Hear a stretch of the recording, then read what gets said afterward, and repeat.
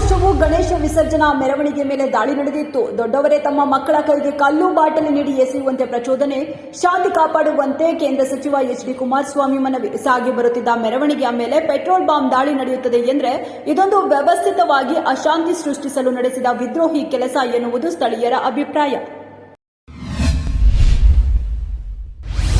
September 15ರಂದು ಅಂತಾರಾಷ್ಟ್ರೀಯ ಪ್ರಜಾಪ್ರಭುತ್ವ ದಿನಾಚರಣೆ. ಅದೇ ದಿನ ಹೊಸ ದಾಖಲೆ ಬರೆಯಲು ಮುಂದಾದ ಕರ್ನಾಟಕ ಸರ್ಕಾರ. ವಿವಿಧ ಸಂಘ ಸಂಸ್ಥೆಗಳೊಂದಿಗೆ ಸೇರಿ ಅತಿದೊಡ್ಡ ಮಾನವ ಸರಪಳಿ ನಿರ್ಮಿಸಲು ಮುಂದಾಗಿರುವ ಸರ್ಕಾರ ರಾಜ್ಯದ ಉತ್ತರ, ದಕ್ಷಿಣದ ತುಟ್ಟ ತುದಿಯ ಜಿಲ್ಲೆಗಳಾದ ಬೀದರ್, ಚಾಮರಾಜನಗರದವರೆಗೆ 2500 ಕಿಲೋಮೀಟರ್ ದೂರದ ಮಾನವ ಸರಪಳಿ ನಿರ್ಮಿಸಲು ಸಜ್ಜಾದ ಸರ್ಕಾರ. ಇನ್ಸ್ಟಾಗ್ರಾಮ್ ಅಲ್ಲಿ ಹೀಗೊಂದು ಪೋಸ್ಟ್. ರೀಲ್ ಸ್ಟಾರ್ ವರುಣ್ ಆರಾಧ್ಯ ವಿರುದ್ಧ ಮಾಜಿ ಪ್ರೇಯಸಿ ಕಂಪ್ಲೇಂಟ್ ಮಾಡಿದ್ರು. ಖಾಸಗಿ ವಿಡಿಯೋ ಇಟ್ಕೊಂಡು ಬ್ಲಾಕ್ ಮೇಲ್ ಮಾಡುವ ಬಗ್ಗೆ ದೂರು ನೀಡಿದ್ರು. ಅದರೀಗ ದೊಡ್ಡ ಟ್ವಿಸ್ಟ್. ಪ್ರೇಯಸಿಯೇ ತನ್ನ ಇನ್ಸ್ಟಾದಲ್ಲಿ ಇದು ಸುಳ್ಳು ಸುದ್ದಿ ಎಂದು ಪೋಸ್ಟ್.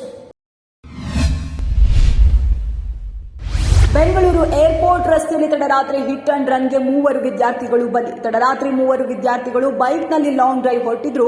ಈ ವೇಳೆ ಅಪರಿಚಿತ ವಾಹನ ಗುದ್ದಿದ್ದು ಸ್ಥಳದಲ್ಲೇ 3 ಪ್ರಾಣ ಬಿಟ್ಟಿದ್ದಾರೆ. ಅಪಘಾತದ ರಭಸಕ್ಕೆ ಮೃತದೇಹಗಳು ನಜ್ಜುಗುಜ್ಜಾಗಿವೆ.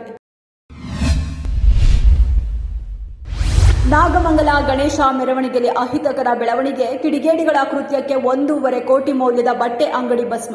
ಬೀದಿಗೆ ಬಿದ್ದ ಉದ್ಯಮಿ ಬದುಕು, ಗಳಗಳನೆ ಕಣ್ಣೀರಿಟ್ಟ ವ್ಯಾಪಾರಿ.